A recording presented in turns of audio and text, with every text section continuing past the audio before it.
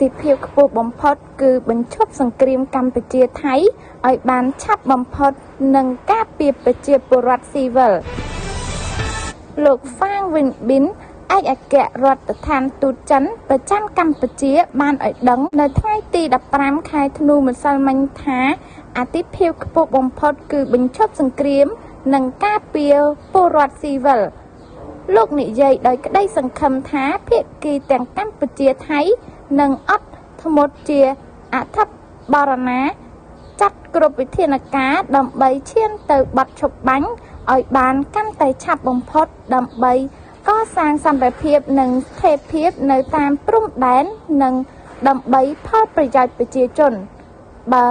តាមឯកអគ្គរដ្ឋទូតនៅភ្នំពេញប្រទេសចិនគឺនឹងបន្តធ្វើអ្វីៗគ្រប់យ៉ាងតាមដែលយើងអាចធ្វើបានដើម្បីលើកកម្ពស់ការសន្ទនាឈានទៅកសាងសន្តិភាពហើយចិននឹងបន្តដើរតួនាទីស្ថាបនាតាមវិធីរបស់ខ្លួនក្នុងការនាំមកនៅបទឈប់បាញ់រវាងកម្ពុជាថៃដើម្បីកសាងសន្តិភាពការចេញសារអំពាវនាវរបស់លោកវ៉ាងវ៉ែលប៊ីងធ្វើឡើងក្រោយអ្នកនាំក្រសួងការបរទេសចិនបានចេញសេចក្តីថ្លែងការណ៍ជំរុញឲ្យថៃនិងកម្ពុជាបញ្ឈប់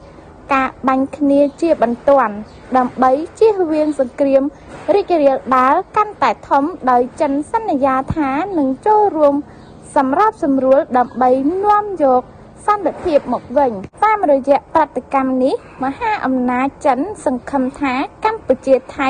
បញ្ឈប់ការប្រយុទ្ធគ្នានិងបន្ថយភាពតានតឹងឲ្យបានឆាប់បំផុតអ្នកនាំពាក្យក្រសួងការបរទេសចិនលោកកូជីគុនបាននិយាយថាចិននឹងបន្តដោយមើលលើឆន្ទៈរបស់ភាគីទាំងពីរក្នុងការធ្វើឲ្យអស់ពីសមត្ថភាព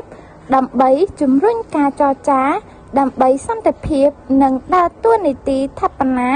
តាមរបៀបរបស់យើងដើម្បីនាំមកនៅបទឈប់បាញ់និងការស្ដារសន្តិភាពរវាងប្រទេសទាំងពីរ